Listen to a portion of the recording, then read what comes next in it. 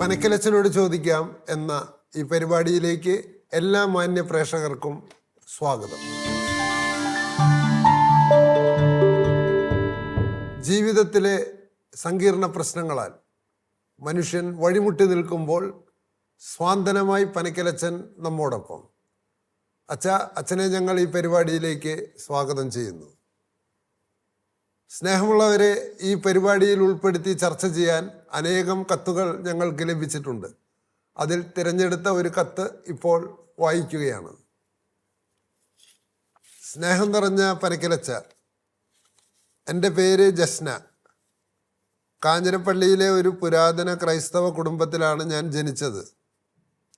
സാമ്പത്തികമായി ഞങ്ങൾ നല്ല ഉയർന്ന നിലയിലാണ്. എൻ്റെ മാതാപിതാക്കൾ ഞങ്ങളെ നല്ല പ്രാർത്ഥനയിലും വിശ്വാസത്തിലുമാണ് വളർത്തിയത്. ഞങ്ങളുടെ വീട്ടിൽ ഒരു ദിവസം പോലും കുടുംബ പ്രാർത്ഥന മുടങ്ങിയിരുന്നില്ല. എന്തെങ്കിലും ചെറിയ പിണക്കങ്ങൾ ഉണ്ടെങ്കിൽ വൈകിട്ടത്തെ പ്രാർത്ഥനയ്ക്ക് ശേഷമുള്ള സ്തുതി ചൊല്ലിയ ശേഷം ഞങ്ങളെല്ലാവരും പരസ്പരം കെട്ടിപ്പിടിച്ച് പിണക്കം മാറ്റും. അതായിരുന്നു ഞങ്ങളുടെ ജീവിതത്തിലെ ഏറ്റവും വലിയ സന്തോഷം.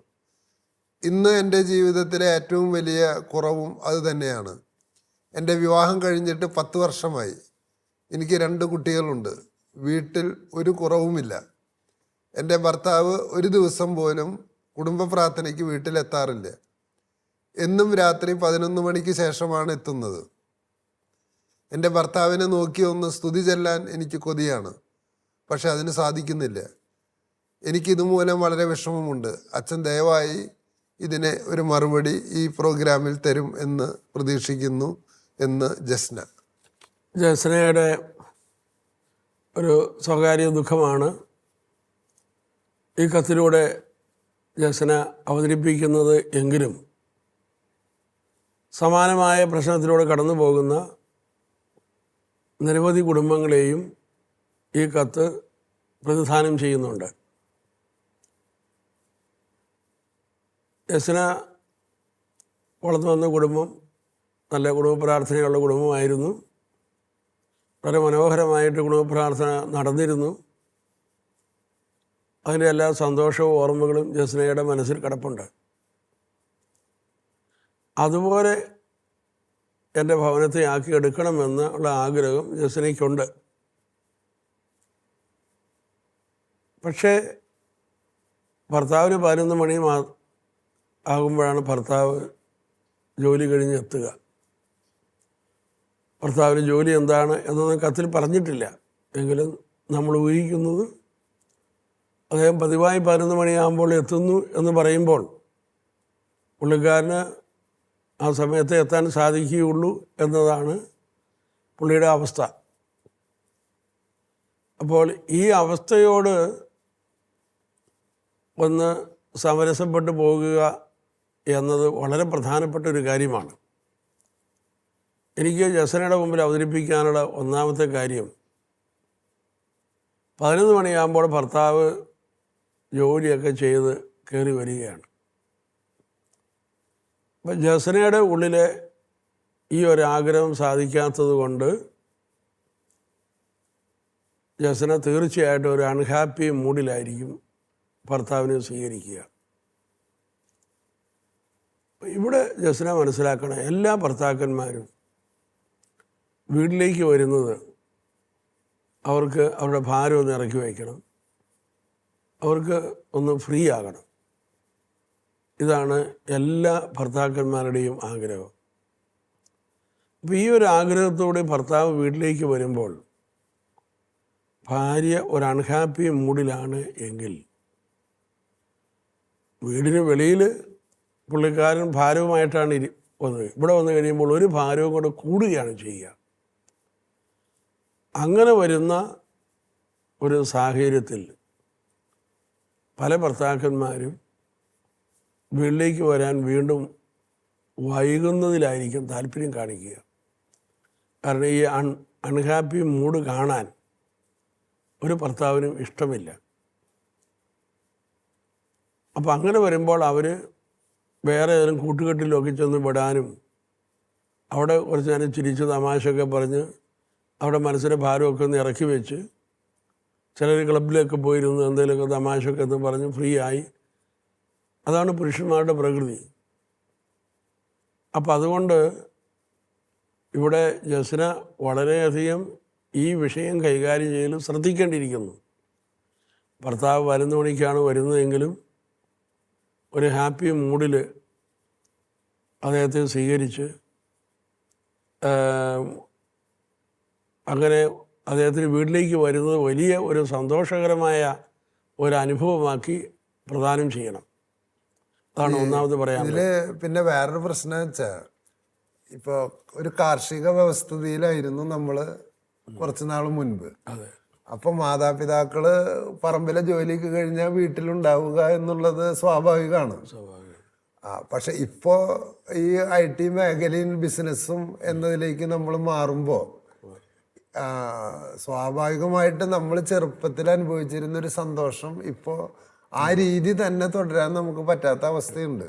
അതെ. അപ്പം അങ്ങനെ വരുമ്പോൾ ഈ പണ്ട് ഉണ്ടായ ഒരു സന്തോഷം അതുപോലെ വന്നാലേ എനിക്ക് സന്തോഷം കിട്ടുകയുള്ളൂ എന്ന ഒരു ചിന്ത ഉണ്ടായാൽ നമ്മൾ എങ്ങനെ നോക്കിയാലും ആ പഴയ അവസ്ഥ പോലെ ആക്കിയെടുക്കാനായിട്ട് ഭർത്താവ് നേരത്തെ വന്നാലും അത് അന്നത്തെ ഞങ്ങളുടെ കുടുംബത്തിൽ നടക്കുന്ന പ്രാർത്ഥന പോലെ ആകുന്നില്ല ഈ പ്രാർത്ഥന എന്ന് പറഞ്ഞ് വീണ്ടും പരാതിയായിരിക്കും.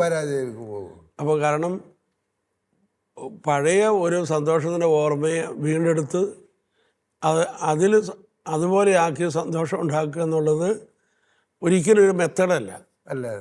അത് പണ്ടത്തെ കാര്യം അതങ്ങനെ. ഇന്ന് എനിക്ക് ഇന്നത്തെ പുതിയ സാഹചര്യത്തിന് പുതിയ ഒരു സന്തോഷത്തിന് അനുഭവത്തിലേക്ക് വരാനായിട്ട് തയ്യാറാകുക. അപ്പൊ അച്ഛൻ പറയുന്നത് അങ്ങനത്തെ ഒരു അനുഭവത്തില് ഭർത്താവ് വീട്ടിലേക്ക് വരുമ്പോ ഇപ്പൊ ഈ സഹോദരി പറയുന്നുണ്ട് വീട്ടിൽ യാതൊന്നും ഇനി കുറവില്ല എന്ന്. അപ്പൊ ഇങ്ങനെ ഭർത്താവ് വരുമ്പോ എനിക്ക് ഇങ്ങനെ ഒരു കുറവുണ്ടെന്ന് പറഞ്ഞ് ദുഃഖം കാണിച്ചിരിക്കുകയാണെങ്കിൽ അച്ഛൻ പറയുന്നത് ഭർത്താവിന് പിന്നെ വീട്ടിൽ സന്തോഷം. കാരണം ഒരു അൺഹാപ്പി മൂഡ് ആരും ഇഷ്ടപ്പെടുന്നില്ല. എല്ലാ ഭർത്താക്കന്മാരും പകലിലെ ഭാരമെല്ലാം വഹിച്ചുകൊണ്ട് അതൊന്ന് ഫ്രീ ആയി ഇറക്കി വയ്ക്കാനായിട്ടാണ് ഭാര്യയുടെ അടുത്ത് വരുന്നത്, കുടുംബത്തിലേക്ക് തന്നെ വരുന്നത്. അപ്പോൾ അങ്ങനെ അങ്ങനെ ഒരു വെൽക്കം നേച്ചർ സൃഷ്ടിക്കേണ്ട ഉത്തരവാദിത്വം ജസ്ന ചെയ്യണം. അപ്പം ജസ്നയുടെ ഉത്തരവാദിത്വത്തിൽ നിന്ന് വ്യതിചലിക്കുകയാണ് ചെയ്യുക. പിന്നെ രണ്ടാമത്തൊരു കാര്യം, ഈ പ്രാർത്ഥനാനുഭവം തന്നെ പ്രാർത്ഥന ആണ് ജസ്ന ആഗ്രഹിക്കുന്നതെങ്കിൽ തീർച്ചയായിട്ടും ജസ്നയ്ക്ക് അത് വേണമെങ്കിൽ രാവിലെ ആക്കി മാറ്റാൻ കഴിയും. അപ്പം രാവിലെ പിള്ളേരെല്ലാം നേരത്തെ ഒന്ന് എഴുന്നേറ്റ് പിന്നെ ഈ പറഞ്ഞ പോലെ തന്നെയുള്ള നല്ലൊരു പ്രാർത്ഥന രാവിലെ നടത്താം. ഭർത്താവ് വന്നു കഴിയുമ്പോൾ ഭാര്യയും ഭർത്താവും കൂടെ ഒരുമിച്ച് അല്പസമയം പ്രാർത്ഥിച്ച് കിടക്കാം. മറ്റ് കാര്യങ്ങളൊക്കെ ഈ പറഞ്ഞ രീതിയിലും ചെയ്ത് പ്രാർത്ഥനയുടെ കാര്യം ക്രമപ്പെടുത്താനായിട്ട് ജസ്നയ്ക്ക് കഴിയും. ഇവിടെ ജസ്ന പ്രാർത്ഥനയുടെ പേര് പറഞ്ഞുകൊണ്ട് ഒരു ഭിന്നത ഉണ്ടാക്കുന്നുണ്ട്. പ്രാർത്ഥനയും എല്ലാം സ്നേഹത്തിന് വളരാൻ വേണ്ടിയിട്ടാണ്. അത് ഭിന്നത ഉണ്ടാക്കുന്നതൊന്നും ദൈവത്തിൽ നിന്ന് വരുന്ന ഒരു ചിന്തയല്ല. അതുകൊണ്ട് ജസ്ന 10 വട്ടം ദൈവം ഭാഗമെന്ന് ആലോചിക്കണം. ഞാൻ ഈ അൺഹാപ്പി മൂഡ് കാണിക്കുന്നതുകൊണ്ടും ഈ പരാതി ഉയർത്തുന്നത് കൊണ്ടും ഞങ്ങളുടെ ബന്ധത്തിൽ ഒരു വിടവുണ്ടാകും എന്നുള്ളതല്ലാതെ പ്രത്യേകിച്ച് റിസൾട്ടൊന്നും ഉണ്ടാകാനായിട്ട് പോകുന്നില്ല.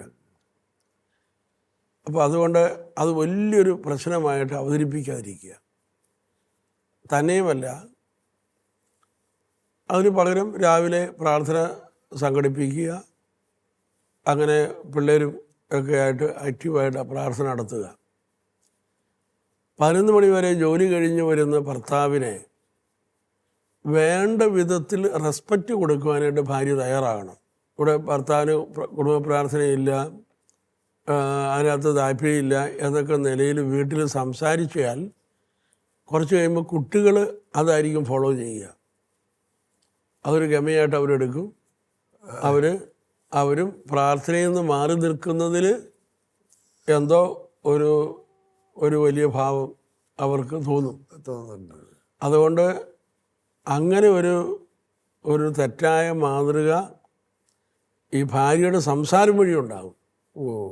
നേരെ മറിച്ച് അത് 11 മണിക്ക് രാവിലെ പ്രാർത്ഥന പകരം സംഘടിപ്പിക്കുകയും ഭർത്താവ് കുടുംബത്തിന് വേണ്ടി എന്തോരം കഷ്ടപ്പെടുന്നു, നമുക്ക് വേണ്ടി എന്തുമാത്രം ത്യാഗം ചെയ്യുന്നു എന്നുള്ള ഒരു റെസ്പെക്റ്റ് ചിന്ത മക്കളിൽ ഭാര്യയുടെ സംസാരം വഴി രൂപം കൊള്ളണം.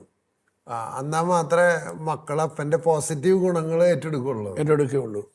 അപ്പോൾ അത് പിന്നെ അങ്ങനെ നല്ല രീതിയിൽ ഭർത്താവിനെ ഇൻട്രൊഡ്യൂസ് ചെയ്യുന്നതിന് പകരം കുടുംബപ്രാർത്ഥനയില്ലാത്ത ഒരു മനുഷ്യനായി ഭർത്താവിനെ അവതരിപ്പിച്ചു കഴിഞ്ഞാൽ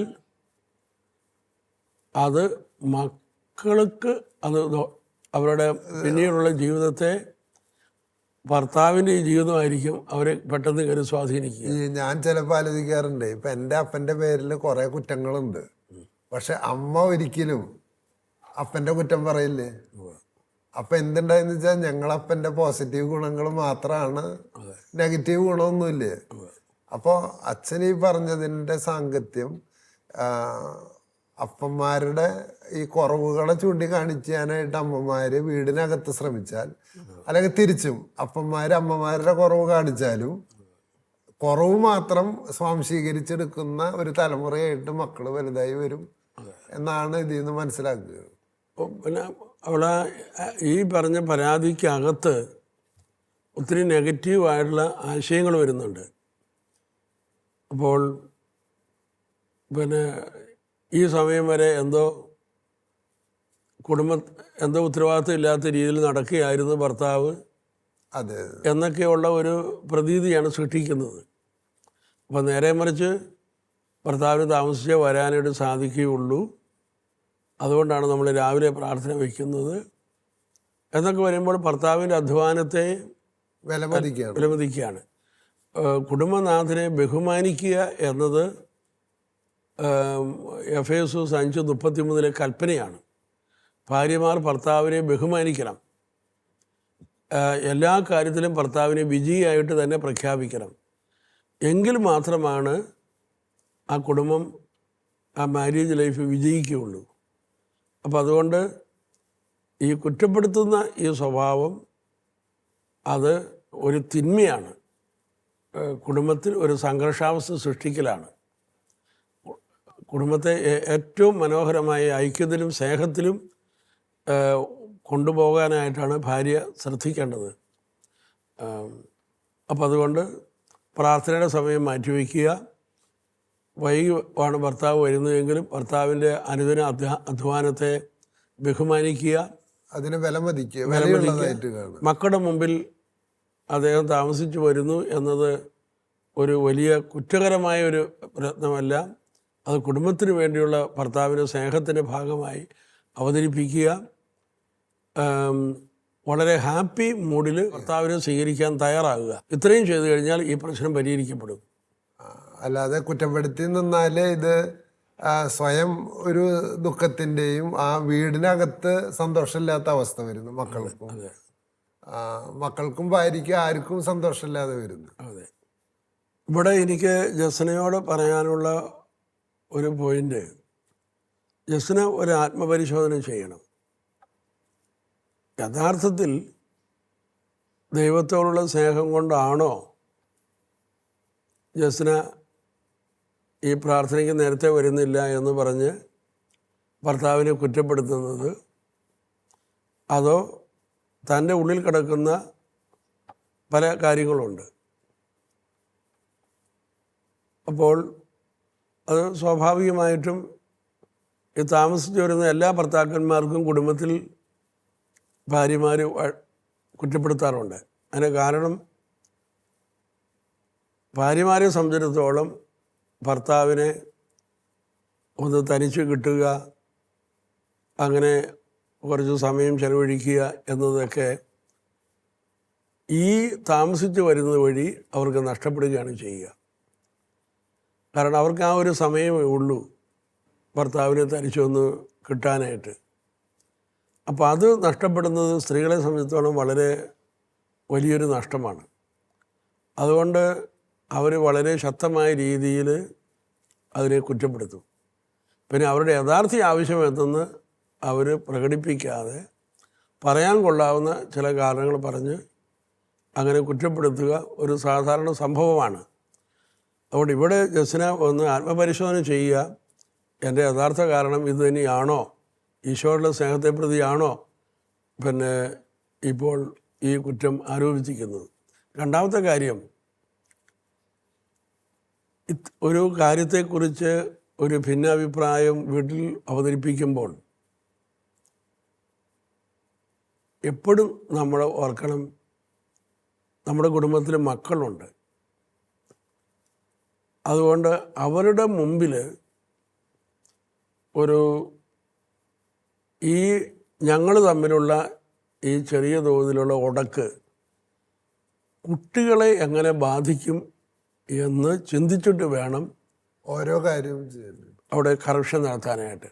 എന്ന് പറഞ്ഞാൽ ഭാര്യയുടെ ജീവിതത്തിലായാലും ഭർത്താവിൻ്റെ ജീവിതത്തിലായാലും അവരുടെ സ്വകാര്യ ജീവിതത്തിലെ ആവശ്യങ്ങൾക്കപ്പുറത്ത് ഇത് എങ്ങനെ മക്കളെ ബാധിക്കും, അടുത്ത തലമുറയെ ബാധിക്കും, ഈ രണ്ട് ചോദ്യങ്ങൾ വെച്ചുകൊണ്ട് വേണം ഏത് കാര്യത്തെ സംബന്ധിച്ചും ചർച്ച നടത്താനായിട്ട്. എന്ന് പറഞ്ഞാൽ മക്കൾ നമ്മുടെ ഒരു കടമയാണെന്ന്, മക്കളെ വളർത്തി കൊണ്ടുവരിക. അതെ. അപ്പം ഈ തമ്മിലുള്ള സംഭാഷണം, ഈ കുറ്റപ്പെടുത്തി ഞാൻ സംസാരിക്കുന്ന വഴി എൻ്റെ കുട്ടികൾക്ക് അതെന്തുമാത്രം പ്രയോജനം ചെയ്യും, അവരുടെ ഭാവിയെ അല്ലെങ്കിൽ അവരുടെ ഉള്ളിൽ എന്തായിരിക്കും അത് സൃഷ്ടിക്കുക. അപ്പോൾ അത് വെച്ച് നോക്കിയിട്ട് വേണം, അതുകൂടെ ചേർത്ത് വെച്ച് വേണം ഈ രീതിയിലുള്ള ആരോപണങ്ങൾ അല്ലെങ്കിൽ കുടുംബത്തിൽ ഒരു അഭിപ്രായ വ്യത്യാസമുള്ള വിഷയങ്ങൾ ചർച്ച ചെയ്യാനായിട്ട്. സ്നേഹമുള്ളവരെ, ഒരു വീട്ടിൽ നേരം വൈകി വരുന്ന ഒരു ഭർത്താവും അതുമൂലം പ്രാർത്ഥന ചൊല്ലി സ്തുതി കൊടുക്കാൻ പറ്റുന്നില്ല എന്ന് പരാതി പറയുന്ന ഒരു ഭാര്യയും, ഇതാണ് ഈ കത്തിലൂടെ പനക്കരച്ചൻ്റെ മുമ്പിൽ അവതരിപ്പിച്ചിരിക്കുന്ന പ്രശ്നം. ഇതാദ്യമേ തന്നെ പറയട്ടെ, അച്ഛൻ്റെ ഒരു സജഷൻ ഇതാണ്. എന്തുകൊണ്ടിങ്ങനെ വരുന്നതെന്ന് ചോദിച്ചാൽ, ചെറുപ്പകാലങ്ങളിൽ നമ്മൾ ഓരോ തരം ശീലങ്ങൾ നമ്മൾ രൂപപ്പെടുത്തും. പ്രായമാകുമ്പോൾ ജീവിതത്തിൻ്റെ സാഹചര്യം മാറുമ്പോൾ, പ്രത്യേകിച്ച് വിവാഹം കഴിഞ്ഞാൽ നമ്മുടെ ജീവിത സാഹചര്യം പൂർണ്ണമായിട്ടും മാറ്റപ്പെടും. ആ പൂർണ്ണമായിട്ടും മാറ്റപ്പെടുമ്പോൾ ചെറുപ്പത്തിൽ കിട്ടിയ അതേ സന്തോഷം വലുപ്പത്തിൽ വേണം എന്ന് ആഗ്രഹിച്ചാൽ അത് പലപ്പോഴും ജീവിതത്തിൽ ഉണ്ടാകില്ല എന്ന യാഥാർത്ഥ്യമാണ് അച്ഛൻ ചൂണ്ടിക്കാണിക്കുന്നത്.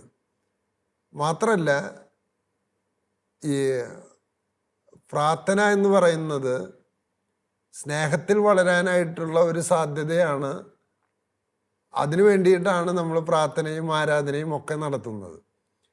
ഇത് ഈ സഹോദരിയുടെ ജീവിതത്തിൽ സഹോദരി ചൂണ്ടിക്കാണിക്കുന്നത്, എനിക്ക് മറ്റൊന്നിനും കുറവില്ല, എനിക്ക് ആകെയുള്ള കുറവ് എന്ന് പറയുന്നത് എനിക്ക് പ്രാർത്ഥന ചൊല്ലി ഭർത്താവിന് സ്തുതി കൊടുക്കാൻ കഴിയുന്നില്ല. അപ്പോൾ ഇവിടെ ശ്രദ്ധിക്കേണ്ട കാര്യം, ഭർത്താവ് നേരം വൈകി വരുന്നു. ആ ഭർത്താവ് നേരം വൈകി വരുന്നത് കൊണ്ടാണ് എനിക്കതിന് കഴിയാത്തത് എന്നാണ് ഈ ഭാര്യ ജസ്ന കുറ്റപ്പെടുത്തിക്കൊണ്ടിരിക്കുന്നത്. ഇവിടെ അച്ഛൻ പറയുന്നത്, ഒന്ന്, ഇത്തരം കാര്യങ്ങൾ ഭർത്താവ് പ്രാർത്ഥനയ്ക്ക് വരുന്നില്ല എന്ന കാര്യം മക്കളുടെ മുമ്പിൽ വെച്ച് ഒരിക്കലും കുറ്റപ്പെടുത്തുന്ന രീതിയിൽ സംസാരിക്കരുത്. അത് സംസാരിച്ചാൽ മക്കൾ അത് പിന്തുടരുമെന്നാണ്. അച്ഛൻ പറയുന്ന മറ്റൊരു കാര്യം, ഒരു ഭർത്താവ് വീട്ടിലേക്ക് വരുമ്പോൾ ഭർത്താവ് വീടിനെ കാണുന്നത് സന്തോഷത്തിൻ്റെ ഇടമായിട്ടാണ്. ഫ്രാൻസിസ് മാർപ്പാപ്പ പറയുന്ന പോലെ സ്നേഹത്തിൻ്റെ സന്തോഷം അനുഭവിക്കാനുള്ള ഇടമാണ് കുടുംബം. അപ്പോൾ ഭാരം ഇറക്കി വയ്ക്കാനും സന്തോഷം അനുഭവിക്കാനും വരുന്ന കുടുംബത്തിനകത്ത് നേരം വൈകി പ്രാർത്ഥന എത്തിക്കുന്നില്ല എന്ന ഒരു കാരണം പറഞ്ഞ് പരിഭവമുള്ള ഒരു മുഖമാണ് കാണുന്നതെങ്കിൽ ഭർത്താവിന് സന്തോഷം ഉണ്ടാവില്ല. വീണ്ടും നേരം വൈകാനാണ് ഭർത്താവ് ശ്രമിക്കുക എന്നാണ് അച്ഛൻ പറയുന്നത്. അതുകൊണ്ട് ജസ്ന ഒരു ആത്മപരിശോധനയ്ക്ക് തയ്യാറാകണം. ഞാൻ യഥാർത്ഥത്തിൽ ദുഃഖിതയായിരിക്കുന്നത് ദൈവസ്നേഹത്തെ പ്രതിയാണോ, പ്രാർത്ഥനയെ പ്രതി തന്നെയാണോ, അതോ ഭർത്താവ് നേരം വൈകി വരുന്നത് കൊണ്ടുള്ള എൻ്റെ അസ്വസ്ഥതയാണോ? കാരണം ഒരു സ്ത്രീയെ സംബന്ധിച്ച് രാത്രി 9 മണിയാകുമ്പോൾ കുട്ടികളൊക്കെ വിശ്രമിച്ചു കഴിഞ്ഞാൽ പിന്നെയാണ് ഭർത്താവുമായിട്ട് വ്യക്തിപരമായ കാര്യങ്ങൾ സംസാരിക്കാനും പങ്കുവയ്ക്കാനുള്ള അവസരം ലഭിക്കുന്നത്. അതിനുള്ള അവസരം നൽകാത്തത് കൊണ്ടാണോ ഇങ്ങനെ ഒരു കുറ്റപ്പെടുത്തൽ വരുന്നത് എന്നൊരു ആത്മപരിശോധന നടത്താൻ അച്ഛൻ പറയുകയാണ്. മാത്രമല്ല, ജസ്നയുടെ മുമ്പിലുണ്ടാവേണ്ടത് ഭാര്യയുടെയും ഭർത്താവിൻ്റെയും പ്രധാന ലക്ഷ്യം മക്കളെ വളർത്തുക, അടുത്ത തലമുറയെ രൂപപ്പെടുത്തുക എന്നതും കൂടിയുണ്ട്. അതുകൊണ്ട് പ്രാർത്ഥനയുടെ പേരിൽ വഴക്കുണ്ടാക്കുന്നതിന് പകരം രാത്രി നേരം വൈകി പ്രാർത്ഥന തന്നെയാണ് ഇഷ്യൂ എങ്കിൽ നമുക്ക് പ്രാർത്ഥനയെ കാലത്ത് പ്രാർത്ഥനയാക്കി മാറ്റാം. ഭർത്താവ് വരുന്നതിന് മുൻപ് മക്കൾ ഒരുമിച്ച് പ്രാർത്ഥനയ്ക്ക് ശ്രമിക്കുക. വേറെ പറ്റുന്ന സമയത്ത്, കാരണം ഭർത്താവിൻ്റെ ജോലി സമയം എങ്ങനെയാണെന്ന് അറിയില്ല. അപ്പം അത്തരം കാര്യങ്ങൾ പ്രാർത്ഥന തന്നെ മാറ്റാവുന്ന വിധത്തിൽ ജീവിതത്തെ ചിട്ടപ്പെടുത്താനും മക്കളെ വളർത്തുന്ന ലക്ഷ്യം വെച്ച് പ്രാർത്ഥനയുടെ പേരിൽ കുറ്റപ്പെടുത്താതിരിക്കാനും സ്വയം ഒരു ആത്മപരിശോധന നടത്താനുമാണ്. അങ്ങനെ ജീവിതത്തെ, കുടുംബത്തെ സന്തോഷത്തിൻ്റെ ഒരു അത്താണിയാക്കി മാറ്റാനാണ് അച്ഛൻ നിർദ്ദേശിക്കുന്നത്. അച്ഛാ, ഇതുപോലുള്ള അനേകം കുടുംബങ്ങളുണ്ട്. എന്താണ് അവരുടെ പ്രശ്നമെന്ന് അറിയില്ല, അറിഞ്ഞാൽ തന്നെ അത് തിരുത്താനും അറിയില്ല. അവർക്ക് വേണ്ടി നമുക്ക് പ്രാർത്ഥിക്കാം. കാരണവാനായ കർത്താവേ, സ്നേഹമുള്ള ഈശോയെ, അഭിപ്രായ വ്യത്യാസങ്ങളും കുറ്റപ്പെടുത്തലുകളും കൊണ്ട് മനോഹരമായി പോകേണ്ട പല കുടുംബങ്ങളും ഭിന്നതയുടെ കുടുംബമായി മാറുന്ന സാഹചര്യങ്ങൾ നിലനിൽക്കുന്നുണ്ടല്ലോ. ഇത്തരം മേഖലകളിലെല്ലാം കുടുംബം സമാധാനത്തിൻ്റെയും സന്തോഷത്തിൻ്റെയും വേദിയാണ് എന്ന് മനസ്സിലാക്കിക്കൊണ്ട് എന്തുമാത്രം സന്തോഷം കുടുംബത്തിന് നിലനിർത്താൻ കഴിയുമോ അത്രയും നിലനിർത്തുവാൻ വേണ്ടിയുള്ള പരിശ്രമം എല്ലാവരുടെ ഭാഗത്തുനിന്നും ഉണ്ടാകുവാൻ അവിടെ ഇടയാക്കണമേ. കുറ്റപ്പെടുത്തൽ കൊണ്ട് ഭിന്നിച്ചു പോകാൻ ഒരു കുടുംബവും ഇടയാക്കല്ലേ. കർത്താവേ, കൂടുതൽ ഐക്യവും സ്നേഹവും വളരുവാൻ ഇടയാക്കണമേ. ഈ പ്രാർത്ഥന ഞങ്ങൾ സമർപ്പിക്കുന്നു. പ്രത്യേകിച്ച് ഈ കത്തിലൂടെ വേദന പങ്കുവെച്ച ജസ്ന, തീർച്ചയായിട്ടും ദൈവം അവൾക്ക് കൊടുത്ത നിരവധി നന്മകളെ ഓർത്ത് ദൈവത്തിന് നന്ദി പറഞ്ഞ് ആനന്ദിക്കുവാനും ഈ വിഷയത്തെ ബുദ്ധിപൂർവ്വം കൈകാര്യം ചെയ്യുവാനും അവളെ നീ സഹായിക്കണമേ, ഇപ്പോഴും എപ്പോഴും എന്നേക്കും. ആമേൻ. പനക്കലച്ചനോട് ചോദിക്കാം എന്ന ഈ പരിപാടി ശ്രദ്ധിക്കുകയും ശ്രവിക്കുകയും ചെയ്ത എല്ലാ മാന്യപ്രേക്ഷകർക്കും നന്ദി. നിങ്ങളുടെ ജീവിതത്തിലെ സങ്കീർണങ്ങളായ പ്രശ്നങ്ങൾ പനക്കലച്ചനുമായി പങ്കുവയ്ക്കാൻ ആഗ്രഹിക്കുന്നുവെങ്കിൽ നിങ്ങൾ ഞങ്ങളെ എഴുതി അറിയിക്കുക. ഉചിതമായ സമയത്ത് പനക്കലച്ചൻ കത്ത് ചർച്ച ചെയ്ത് നിർദ്ദേശങ്ങൾ നൽകുന്നതാണ്. അടുത്ത എപ്പിസോഡ് വരുന്നതുവരെ പ്രാർത്ഥനാപൂർവ്വം നമുക്ക് കാത്തിരിക്കാം. Praise the Lord.